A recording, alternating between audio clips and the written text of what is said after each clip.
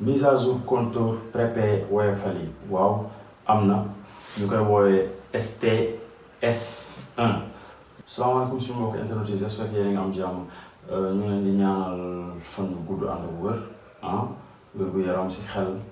ak si xol ak si xalaat lépp. donc norme internationale boo xoolee bépp appareil électronique dafa laaj mise à jour. ñoom dañu am benn norme bi nga xamante ne dëkk yu bëri moom la ñuy doxee norme boobu la ñuy installé maanaam langage la comme ñi nga xamante ne def nañu informatique xam ngeen am na ay langage comme Dante ak yeneen yi. donc tey boo jëlee Windows am na langage ok nga jël Apple am na langage ainsi de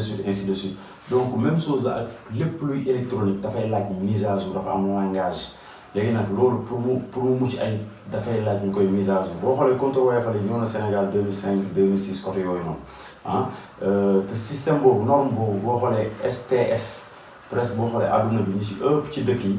norme boobu en fait logiciel boobu langage boobu la ñuy jëfandikoo ci bépp compteur prépayé. donc compteur prépayé ni ngeen ko xamee mooy da ngay jënd ba pare soog a consommer donc léegi mise à jour bi c'est simple. wala moo tax ñu koy mise à jour comme ni ngay mise à jour sa téléphone tey sa iPhone Samsung Tecno whatever ñoom ñëpp da leen di mise à jour parce que dina dem ba benn limite donc day indi jeexital ci jëfandikoo bi bu fekkente ne defoo ko mise à jour donc pour mu dox normal day laaj nga mise à jour ko maanaam nga yeesalaat ko amul bu leen ci xel ñaar wala non est-ce que ay dóor ak yow non. parce que sa téléphone tey boo ko mise à jour am na application boo ko si bëggee def du dem donc c'est aussi simple que ça léegi nag maanaam tey logiciel bi programme bi STS dañu jóge ci STS dañuy dem ci STS1 donc à partir de 15 octobre ci weer bi ñu nekk boo leen jëndee crédit nag li ngeen war a dugal fexe leen dugal ko avant 15 octobre parce que à partir de 15 octobre comme ni ñu ko waxee ci weer bi ñu toll muy atu 2024. en fait boo ko deful day indi jeexital ci sa jëfandikoo courant mun nga xëy sa courant ne kamat nga am problème donc da ngeen di fexe mise à jour ko te boo leen koy mise à jour bu leen xaar ba crédit bi jeex ba compteur bi fay ba lépp fay boo koy mise à jour branchel jëlal sa clavier nga branché ko ci benn prise nga dugal sa code. boo jëndee dañuy jox ñetti code yu 20 chiffres code bu nekk ñaar fukki chiffres ñoo fa nekk da ngay dugal bu njëkk bi nga bës entrée. nga dugalaat 20 chiffres mooy deuxième code bi nga bës entrée nga dugalaat troisième code bi moom mooy sa crédit boo xoolee troisième code bi mooy sa crédit parce que premier code bi ak ñaareelu code bi ñoom ñooy def mise à jour bi mais lépp da nga koy enchaînandoo da ngay def 20 chiffres nga bës entrée nga defaat 20 chiffres nga bës entrée nga defaat 20 chiffres nga bës entrée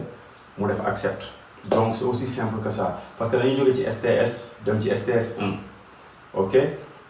parce que boo xoolee STS depuis 93 dans le monde parce que boo xoolee Woyofal sax dafa yéex a ñëw Sénégal quoi en fait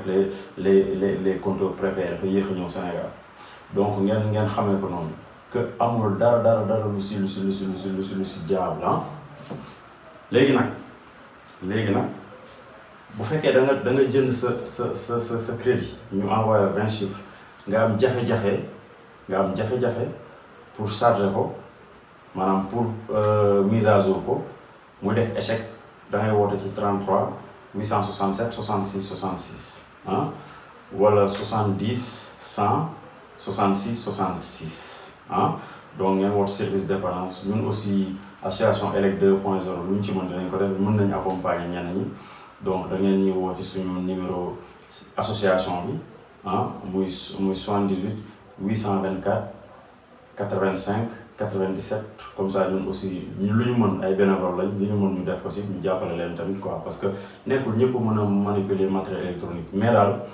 à partir de 15 fexe leen avant le 15 ñi ngeen jënd crédit yëpp ngeen jënd parce que boo fi jëndee ay le 14 ak yooyu noonu sax da kii mais à partir du 15 moom bu ñu weesoo le 15 rek mise à jour bi day nekk en service donc ngeen bàyyi ci xel que amul dara lu jafe. boo jëlee crédit dañ lay yónnee ñett code yu 20 chiffres ñetti code yëpp 20 chiffres la 20 chiffres yu mat sëkk la da ngay dugal premier bës entrée valider ko ci clavier bi nga bësaat deuxième code bi valider ko ci clavier bi bësaat troisième code bi valider ko ci clavier bi maanaam bul juutal code yi daal ok jaa ngeen jëf.